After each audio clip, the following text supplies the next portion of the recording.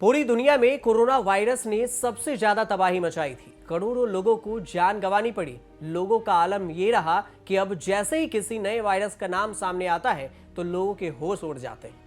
लेकिन एक बार फिर से एक नए वायरस की एंट्री हुई है जिसका नाम है मार्बर्ग वायरस। मार्बर्ग वायरस तो क्या है? मार्बर्ग वायरस कितना खतरनाक है, क्या है इसके लक्षण, और सबसे पहले मार्बर्ग कहां मिला? इन सारे सवालों के जवाब आज एक एक करके जानते हैं और उसके बाद जानेंगे कि मार्बर्ग से बचने के लिए आपको क्या करना जरूरी है, इससे कैसे चपेट में आते हैं लोग। मार्बर्ग वायरस के दो मामले घाना से सामने आए। स्काई न्यूज के मुताबिक घाना में पिछले महीने 2 लोगों की मौत हो गई थी। उसकी जांच रिपोर्ट अब सामने आई है और वे पॉजिटिव पाए गए हैं। उनमें एक की उम्र 26 साल, दूसरे की 51 साल बताया जा रहा है। 98 लोग संपर्क में आए थे जिसे अब आइसोलेट कर दिया गया। हालांकि अब तक उन लोगों में कोई भी सिम्टम्स नहीं है और कोई भी उससे संक्रमित नहीं है। यह पहला मौका है जब पश्चिमी अफ्रीकी देश घाना में इस वायरस के केस सामने आए हैं। इसे लेकर वर्ल्ड हेल्थ ऑर्गेनाइजेशन यानी WHO भी अलर्ट हो गया है। WHO अफ्रीका के रीजनल डायरेक्टर डॉक्टर मैथिसीडो मोएटो ने कहा है कि हेल्थ अथॉरिटी इसे लेकर अलर्ट हो गई है ताकि अगर वायरस तेजी से फैलता है तो तुरंत कार्रवाई की जा सके। अगर मार्बर्ग को लेकर तुरंत सावधानियां नहीं बरती गई तो इसे वायरस के तेजी से फैलने पर हालात बेकाबू हो सकते हैं। WHO हेल्थ अथॉरिटी को मदद कर रहा है और हम हालात को नियंत्रण में करने के लिए अधिक से अधिक साधन मुहैया करा रहे हैं। अब आपको बताते हैं कि ये मार्बर्ग वायरस है क्या। मार्बर्ग वायरस MVD, जिसे मार्बर्ग हेमोरेजिक फीवर के रूप में भी जाना जाता है, यह इंसानों में अत्यंत घातक बीमारी का कारण बनती है। मार्बर्ग वायरस के कारण MVD का खतरा होता है। इसकी मृत्यु दर 88% से अधिक हो सकती है। मार्बर्ग के लक्षण क्या है? मार्बर्ग वायरस में जो बुखार आता है उसमें खून निकलने लगते हैं, इसलिए ही इसे सबसे ज्यादा खतरनाक बताया जाता है।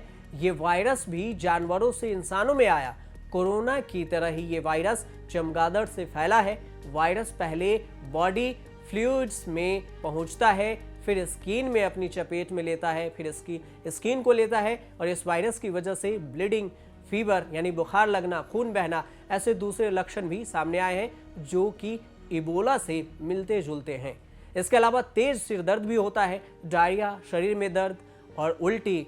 इसके अलावा भी कई लक्षण हैं जिससे नाक या अन्य जगहों से भी खून का रिसाव हो सकता है। इसलिए जहां मार्बर्ग वायरस का संक्रमण होता है उन इलाकों में लोगों में ये सिम्टम्स देखते ही डॉक्टर तुरंत ये सलाह देती है कि उसे जांच करवानी चाहिए और आइसोलेट हो जाना चाहिए। इबोला जैसा खतरनाक है मार्बर्ग। इबोला में मरीज को बहुत तेज बुखार, बेचैनी और सिर दर्द होता था। कई मरीजों में 7 दिनों के अंदर खून बहने के लक्षण भी दिखाई देते थे। इबोला में भी मृत्यु दर 24% से बढ़कर 88% तक पहुंच गई थी। सेनेगल की लेबोरेटरी की तरह ही इस वायरस के नतीजे के बारे में ज्यादा जानकारी दी गई कि ये भी ज्यादा खतरनाक है और ये भी 88% तक जानलेवा हो सकता है। इबोला वायरस का मामला सबसे पहले 1976 में कांगो और सूडान में सामने आया था, लेकिन 2014 और 2016 के बीच पश्चिमी अफ्रीका में इबोला का तेजी से संक्रमण देखने को मिला था और करीब 28,000 केस सामने आए थे। मार्बर्ग का पहला केस कब सामने आया था? इबोला का तो आपने जान लिया। अब मार्बर्ग का पहला केस कब आया था इसकी बात करें तो इसके पहला केस 1967 में जर्मनी में सामने आया था। तब जर्मनी में फ्रैंकफर्ट और बेलग्रेड में कुल 31 लोग इसकी चपेट में आए थे। इनमें से 7 लोगों की मौत हो गई थी। उस समय खुलासा हुआ था कि पहला व्यक्ति जो मार्बर्ग से संक्रमित हुआ था उसमें एक अफ्रीकन ग्रीन बंदर के जरिए हुआ था। फिर 2021 सितंबर में इसके मामले अंगोला, कांगो, केन्या, दक्षिण अफ्रीका और युगांडा में देखने को मिला था। कहा जा रहा है कि ये चमगादड़ से भी मार्बर्ग फैला है, वायरस ये फैला है। जब कोरोना वायरस पहली बार सामने आया तो कहा गया कि इसकी शुरुआत चीन के वुहान से हुई थी और यह भी कहा जाने लगा कि वुहान का मीट मार्केट ही कोरोना के प्रसार का कारण बना। हालांकि अब इस पर कयास लगाए जा रहे हैं, सच्चाई का पता लगाना बाकी है, लेकिन अब मार्बर्ग के केस भी सामने आ चुके हैं और यह भी जानवरों के जरिए ही इंसानों में फैलता है और चमगादड़ एक प्रमुख कारण हो सकता है। ऐसे में लोगों से अपील की गई है कि उन गुफाओं में जाने से बचें जहां चमगादड़ रहते हैं और उनकी चपेट में भी आने से बचें। अब आपको बताते हैं कि ये फैलता कैसे है, आप इससे संक्रमित कैसे हो सकते हैं। जो विशेषज्ञों के मुताबिक संक्रमित व्यक्ति के रक्त यानी खून शरीर से तरल पदार्थ यानी मूत्र, लार, पसीना या फिर उल्टी या दूध, वीर के संपर्क में आने से एक लोगों से दूसरे लोग में हो सकता है। रिपोर्ट से पता चलता है कि संक्रमित के कपड़े, बिस्तर और चिकित्सा उपकरण यानी निडल्स वगैरह यूज करने से भी संक्रमित का खतरा बढ़ सकता है। विशेषज्ञ संक्रमित लोगों से यौन संबंध रखने को भी मना करते हैं।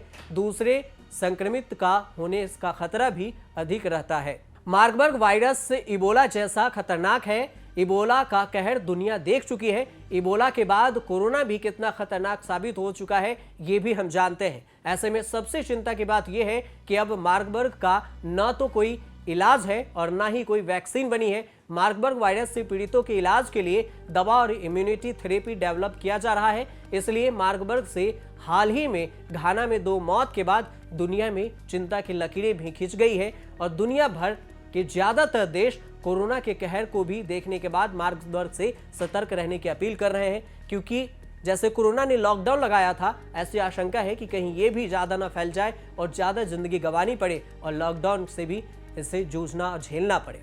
इसलिए इससे सावधान रहने और इससे बचने की बेहद जरूरी है ताकि जिंदगी पटरी पर लौट सके। आप देखते रहिए न्यूज़ तक।